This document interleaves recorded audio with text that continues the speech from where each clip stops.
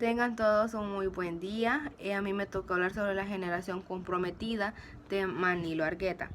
Para empezar, hablaremos un poco sobre el concepto de generación comprometida. La generación comprometida fue una generación literaria surgida en El Salvador durante la década de 1950, una década donde la represión social en El Salvador apenas comenzaba. ¿Por qué habían escritores de otros países en El Salvador?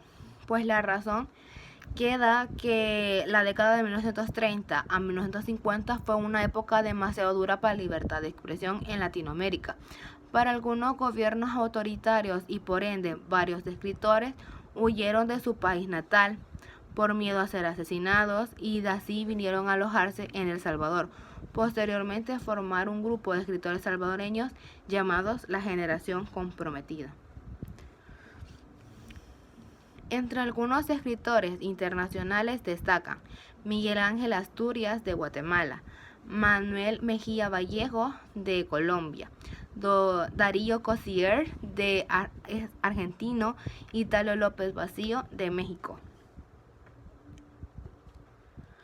Entre los representantes de la generación comprometida se dividieron en dos etapas, en la cual la primera etapa destaca Waldo Chávez Velasco, Eugenio Martínez Orantes, Álvaro Méndez Leal, Jorge Alberto Cornejo, Roberto Armigio, Manuel Argueta, Roque Dalton y Orlando Figueroa.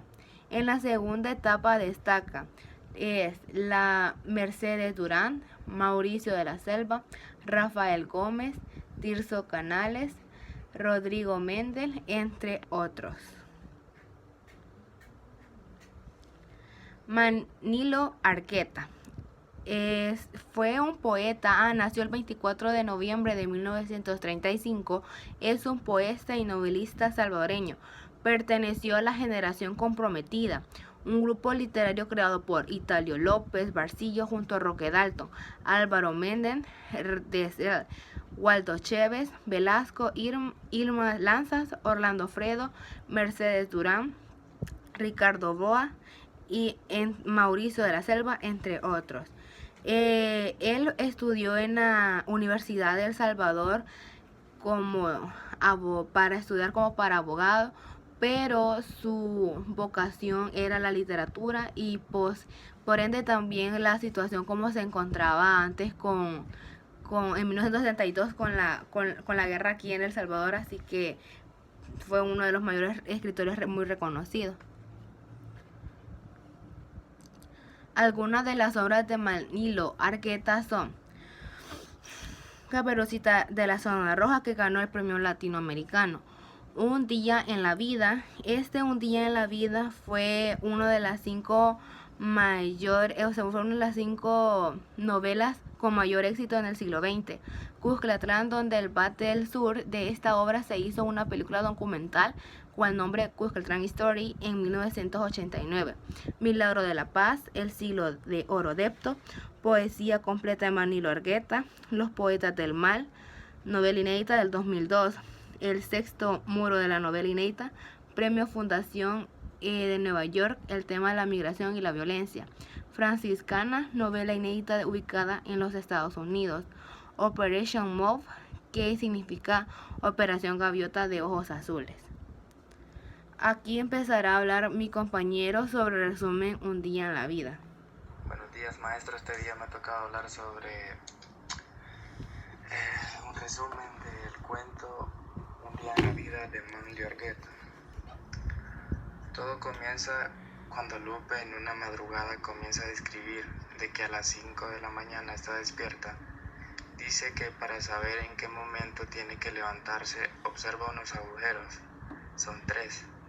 Cuando él solo ilumina el último agujero, sabe ella que tiene que levantarse. Lupe sigue narrando su cuento y dice de cómo ella reconoce a José, que después de que se convertirá en su esposo, Lupe se casa con José. A los 15 años, José era una persona muy inteligente, que a través de su inteligencia él crea un pozo a Lupe de un terreno donde se encontraba a un pasto color verde limón para hacia ellos no tener que tomar agua de un río ni una quebrada, que se encontraban en un lugar retirados de su choza. Después ella misma narra de una pelea que tuvo con José mientras él se prepara para ir a trabajar, de cómo ellos estaban mal en la pobreza y cosas así. Ellos eran sacerdotes del lugar donde vivían, pero estos parecían como brujos y antisociales para la comunidad, ya que solo daban misa y se iban para sus casas. Nos cuenta que esos sacerdotes le decían al pueblo que no lloraran por sus hijos o familiares muertos, ya que estos iban a un lugar mejor, y cuando sus hijos o familiares se enferman, que no los llevara al doctor o que no les diera medicina, y que mejor los levantara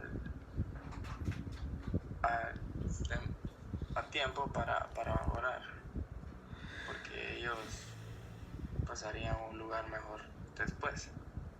Nos cuenta que llegan otros sacerdotes jóvenes y que estos son todo lo contrario a ellos, ya que socializan con la comunidad y les dicen que lleven a sus hijos al doctor y que les den medicina. Esos sacerdotes crean una federación cristiana, lo cual protegerá los derechos que se están siendo violados. Después de haber creado esa federación, ocurre la primera protesta que haya por San Salvador, para ser más exactos en el banco, para que estos les dieran semillas y fertilizantes para sus cultivos y mejorar su estado de vida. En esta protesta participaron Chepe Guardado,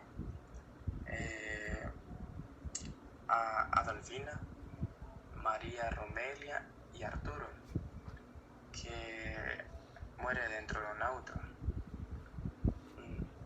autobús, muere dentro de un autobús, la cual masacraron a muchas personas. Él estaba de la Guardia Nacional y Chepe escapa de ellos, mientras que las dos muchachas son víctimas de una bala y de violación. Después de esto, Lupe está feliz por haber visto a Chepe después de tanto tiempo, pero él se tiene que ir porque la guardia lo está buscando y a este le toca dormir en el momento para no ser capturado. José después se prepara para ir a trabajar y discute con Lupe en casos específicos como María Pía y de las esperanzas de que su esposo volviera a casa, y de Adolfina, su madurez precoz y la muerte de Justino, hijo de Lupe, en un capítulo especial. María Pía narra cómo capturaron a su esposo Helio y a Emilio Ramírez, padre de María Romelia. Ambos iban caminando en una calle de Hilo Vasco, cuando la guardia aparece y violentamente agarran a Helio y a Emilio. Y los agarraron a garrotazos y a golpes.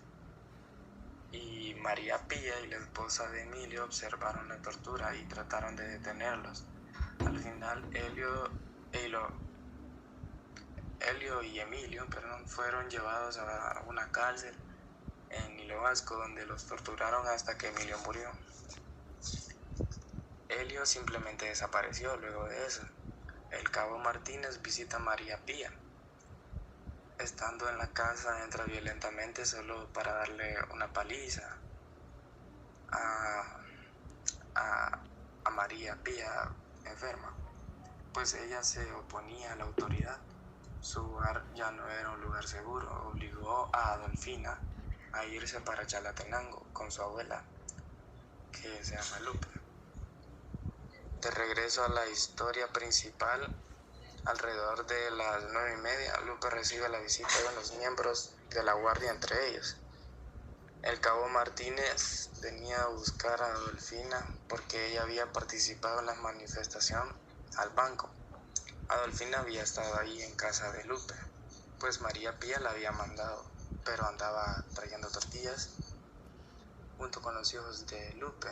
Cuando llegó la guardia, en lo que esperaban que regresara Adolfina, Lupe siguió contando anécdotas de su vida diaria, así como la guardia describió las condiciones en que vivían.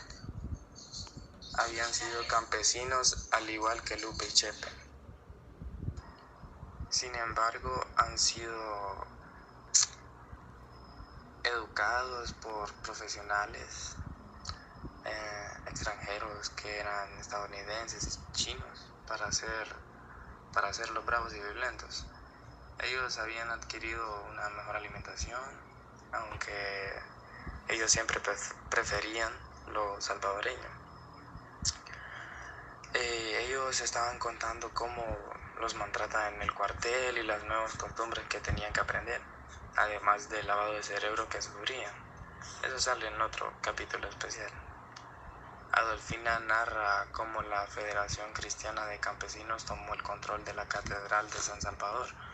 Un grupo de 110 campesinos con palos fueron a la misa de las 9 de la mañana y a las 10, que terminó, se rehusaron a salir de la iglesia y cerraron todos los accesos.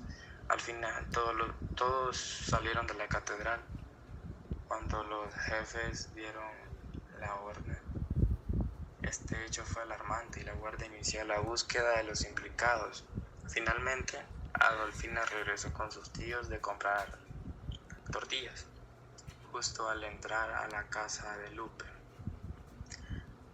La recibió bruscamente la guardia, la interrogaron y se armó una discusión sobre la falta de respeto hacia la autoridad, pues Adolfina había violado la ley. Esto es todo el resumen del cuento. Gracias.